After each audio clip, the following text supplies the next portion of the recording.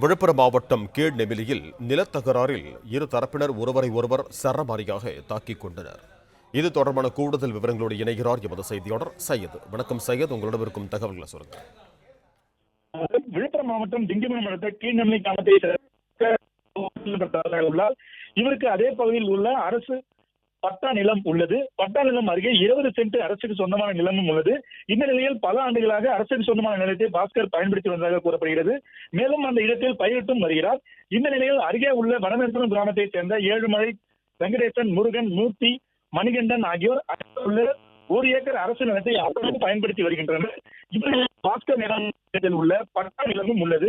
மேலும் முருகன், மணிகண்டன் தரப்பினர் அவர்கள் நிலத்துக்கு செல்ல மாற்று பாஸ்கர் பயன்படுத்தி நிலத்தை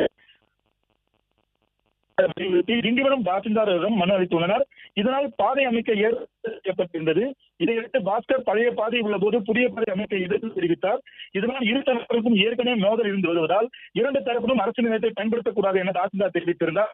இதனைத் தொடர்ந்து பாஸ்கர் இது சம்பந்தமாக நீதிமன்றத்தில் வழக்கு தொடர்ந்துள்ளார். மேலும் பாஸ்கர் பட்டா நிலத்தில் இருந்து விவசாய பொருட்களை எடுத்துச் செல்ல முடியாதால் இது சம்பந்தமாக தனக்கு விவசாய பொருட்களை எடுத்துச் செல்ல வழி வேண்டி மாவட்ட ஆட்சியர் புகார் மனு அளித்துள்ளார். இந்த நிலையில் பாஸ்கர் மற்றும் அவரது மனைவி உறுப்பினர்கள் அரசு நிலத்தை விவசாயம் பொருட்களை எடுத்துச் செல்வதற்காக கூறப்படுகிறது. அதற்கு எதிர்ப்பு தெரிவித்து மூர்த்தி, மணிகண்டன் தரப்பினர் இன்று பாஸ்கர் மற்றும் அவரது மனைவி உறவினரும் வாக்குவாதத்தில் ஈடுபட்டனர். இரு தரப்பினருக்கும் வாய் ஏற்பட்டு வாய் தகராறு முட்டி ஏழுமலை, முருகன் தரப்பினர் தாக்கியுள்ளனர். இரு தரப்பிலும் ஒருவருக்கொருவர் கற்கள் மற்றும் கைகளால் தாக்கிக் கொண்டனர்.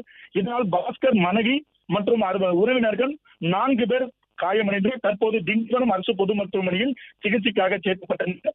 மேலும் இந்த சம்பவத்தால் அந்த பகுதியில் பெரும் பரபரப்பு ஏற்பட்டுள்ளது.